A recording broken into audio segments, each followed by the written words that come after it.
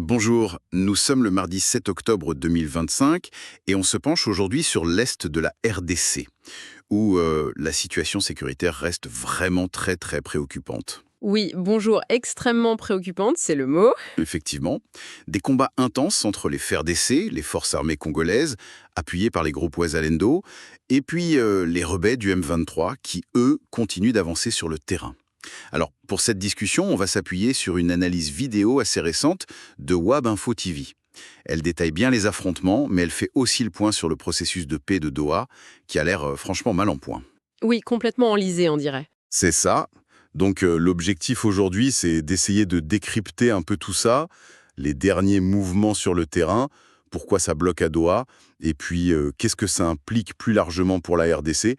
On commence par le Nord Kivu, territoire de Massizi. Hier, lundi, apparemment, Luké et Moulema sont passés sous contrôle M23. C'était exact. Les infos qu'on a, c'est que les Ouazalando se sont repliés plus au sud vers Goulou. D'accord, vers Goulou. Et comme toujours, ce sont les civils qui trinquent. Ils ont fui en masse, certains en brousse, d'autres vers Goulou, justement. Et le bilan humain, on a une idée? Pour l'instant, non. C'est inconnu, mais la situation est très précaire, ça c'est sûr. Ce qui est flagrant, c'est que le cessez-le-feu, il n'est absolument pas respecté, quoi. La logique militaire domine tout. C'est terrifiant, cette constante. Et cette zone de Massissi, Louk, Moulema, est-ce qu'il y a une importance stratégique particulière qui explique cet acharnement? Massissi, c'est un territoire clé au Nord Kivu, déjà pour l'agriculture, mais c'est aussi une mosaïque ethnique et foncière très complexe, donc source de tensions récurrentes. Ah oui. Et contrôler des axes là-bas, ça permet potentiellement de menacer Saké et Goma par l'ouest. C'est aussi contrôler des routes d'approvisionnement. Donc chaque petit gain du M23, même un village, ça reconfigure l'équilibre. Ça peut ouvrir de nouveaux fronts. Je vois. Et la pression, elle monte aussi au sud Kivu. Fait intéressant, hier, c'était pas seulement les Ouazalendo, mais les FARDC elles-mêmes qui combattaient le M23. C'était où exactement? Dans la forêt de Kaban-Mangobo, sur le territoire de Chabunda. Et ça, oui, ça marque une nouvelle étape, une extension claire vers le sud Kivu. Chabunda. Pourquoi c'est important? Alors, Chabunda, c'est immense, déjà. Un des plus grands territoires du sud Kivu. Mais surtout, c'est une zone minière extrêmement riche. Or, cassitérite. Ah, les minerais. Voilà. Et ce n'est pas anodin. Cette zone est historiquement sous l'influence des Wazarenbo, du groupe Raya Mutomboki, une milice très implantée localement. Donc l'offensive du M23 là-bas, c'est double objectif. Chasser les rails à Mutomboki et mettre la main sur les richesses. C'est fort probable, oui. Les implications seraient énormes s'ils y parvenaient. C'est-à-dire? D'abord, ça affaiblirait beaucoup ces Wazalendo locaux, les Raya Mutomboki, qui tirent leur force de cette zone. Et ensuite, le contrôle des mines, ça donnerait au M23 une source de financement énorme. Ça renforcerait leur capacité militaire, leur autonomie. C'est un enjeu économique et de pouvoir local très fort. Et les Raya Mutomboki, c'est pas n'importe qui là-bas, hein. Les déloger, ça ne sera pas simple. D'ailleurs, au sud Kivu, ça ne touche pas que Chabunda. Kabaré, Kalehe, Mwenga, Walongu, on voit une sorte de contagion, non? C'est une stratégie du M23 pour disperser les forces loyalistes? C'est une lecture possible, oui. En multipliant les fronts, ils obligent les FARDC et les Ouazalendo à s'étirer. Ça peut créer des failles. On nous dit qu'il y a une vive résistance pour défendre l'accès au chef-lieu de Chabunda, donc ça se bat dur. D'accord. Et il faut voir la rapidité. Les offensives ont commencé samedi dernier. Kaboré, Walungu d'abord. Et plusieurs localités, Touloué, Mungere, Lubu, Ikambi, Luu, seraient tombées après ce que les FARDC appellent un repli stratégique. Ce fameux repli stratégique, c'est un euphémisme pour une défaite ou c'est une vraie tactique? Difficile à dire sans être sur place, évidemment. Parfois, oui, ça peut être tactique pour éviter un encerclement, pour se regrouper. Mais souvent, dans ce contexte, ça cache plutôt une incapacité à tenir la position, quoi. Donc le résultat est le même. Exactement. Le M23 gagne du terrain au sud Kivu, une province qui était relativement épargnée par cette nouvelle vague M23 jusqu'à très récemment. Le M23, parfois, ils justifient leurs actions. Ils avaient dit vouloir éliminer la menace à la source pour protéger les civils après des frappes FRDC. Qu'est-ce qu'on peut penser de ce discours? Mais très franchement, la crédibilité est quasi nulle pour beaucoup d'observateurs et surtout pour les populations qui subissent, hein. Si c'était vraiment la protection des civils, le but, on ne verrait pas ces offensives qui causent justement des déplacements massifs, des pillages. Oui, c'est paradoxal. C'est ça. Cette rhétorique, ça sert surtout à se légitimer pour leurs troupes, peut-être pour des soutiens extérieurs, mais les faits sur le terrain, la conquête, la volonté affichée de renverser le pouvoir à Kinshasa, ça raconte une toute autre histoire. Et il ne faut surtout pas sous-estimer ces avancées, même si ça concerne des villages étonafs. Ah non, surtout pas. C'est l'erreur qui a déjà été faite par le passé, par Kinshasa notamment. Minimiser la menace au début. Chaque village, chaque colline, ça peut servir de base pour une offensive plus large. On l'a vu avec Goma. Ignorer ça, ce serait une grave erreur d'analyse. La dynamique actuelle, elle est clairement en faveur du M23 sur le plan militaire. Constat assez sombre sur le terrain.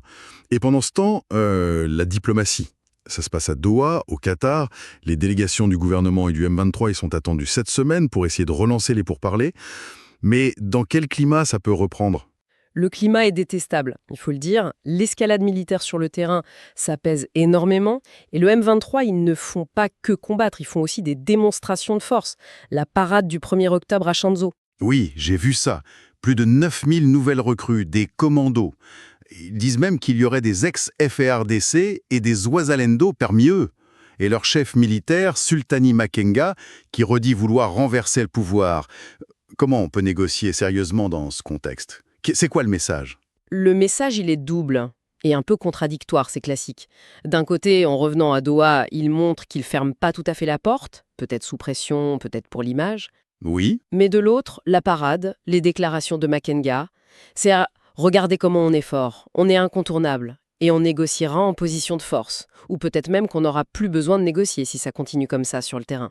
C'est une pression maximale sur Kinshasa et les médiateurs. et concrètement à Doha, ça bloque sur quoi? C'est quoi l'objectif immédiat de cette reprise, si elle a lieu? L'objectif immédiat, et c'est déjà un sacré défi, c'est de se mettre d'accord sur un texte qui fixe les mécanismes précis d'un cessez-le-feu permanent, et surtout vérifiable.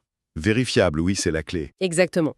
Sans accord sur comment on observe et on garantit l'arrêt des combats, tout le reste ne sert à rien. Ça devait reprendre le 3 octobre, c'est reporté. Une invitation serait partie pour aujourd'hui, le 7, mais on parle aussi du 12. C'est très flou. Et au cœur de ce blocage, sur le cessez-le-feu, il y a le rôle de la MONUSCO, la mission de l'ONU. Pourquoi ça coince autant? Alors là, c'est un point fondamental. Ça révèle la méfiance abyssale entre les deux camps et aussi la position très inconfortable de la MONUSCO. Pour les M23, la MONUSCO, elle est disqualifiée. De son côté. Position inverse, évidemment, le gouvernement congolais s'accroche au mandat de la MONUSCO, celui donné par l'ONU. Et ce mandat, il inclut la neutralisation des groupes armés, M23 compris, et la protection des civils. Donc pas question de laisser le M23 dicter les règles à l'ONU. Exactement. Pour Kinshasa, il faut que la MONUSCO joue pleinement son rôle, y compris par la force si nécessaire, pour faire respecter un cessez-le-feu. On a deux visions totalement irréconciliables du rôle de l'ONU. C'est une impasse majeure. Est-ce qu'on essaie de trouver un compromis là-dessus? Apparemment, oui. Des discussions en coulisses essaieraient de trouver une formulation acceptable pour les deux, d'après RFI qui cite des sources proches, mais la marge est très, très étroite. Trouver l'équilibre entre le mandat ONU et les exigences M23, c'est la quadrature du cercle. D'accord. Si et seulement si ils trouvent un accord sur ce texte-là, sur les mécanismes du cessez-le-feu et le rôle des observateurs, alors le 6e round de négociation pourrait commencer. Mais c'est un énorme si. Et ce n'est pas le seul obstacle. Il y a aussi les prisonniers, les poursuites judiciaires. Tout à fait. Deux autres gros points de blocage. D'abord, l'échange de prisonniers. Il y a un accord de principe, sous l'égide du CICR, la Croix-Rouge, mais c'est le timing qui coince. Comment ça? Kinshasa veut l'échange après un accord de paix global, pour pas légitimer le M23 avant. Le M23 le veut avant, comme geste de confiance. Et le CICR, il est prêt, mais il ne peut rien faire sans accord politique clair sur le quand et le comment. Logique. Et l'autre point, le principe d'exclusion. Ça, c'est la volonté de Kinshasa d'exclure de tout accord et surtout de toute amnistie ou intégration future ceux qui sont soupçonnés ou condamnés pour crimes graves, crimes de guerre, crimes contre l'humanité. Et il y a eu des condamnations, n'est-ce pas? Oui, la justice congolaise a prononcé des peines, parfois lourdes même, la peine capitale, contre certaines figures. Le M23, lui, rejette tout ça, dit que c'est politique, et exige l'inclusion de tous ses membres, même ceux visés par la justice, et la levée des sanctions et mandats d'arrêt. Encore une fois, position totalement opposée. Ça explique pourquoi l'accord final semble si loin. Il y avait un projet sur la table, mais il a été refusé. Oui, un projet d'accord global qui devait aborder des points très sensibles. Gestion de zones par le M23, élections locales, intégration des combattants. La médiation qatari l'avait présenté. Mais le président Tshisekedi l'a jugé non satisfaisant et a demandé une révision complète. On sait ce qui n'allait pas. Pas dans les détails publics, mais on imagine bien que céder un contrôle territorial ou politique au M23, c'était inacceptable pour Kinshasa. Même le conseiller américain Massad Boulos, tout en disant que Doha reste la voie à suivre, a reconnu que le projet devait être retravaillé. Donc, on est dans cette situation un peu folle.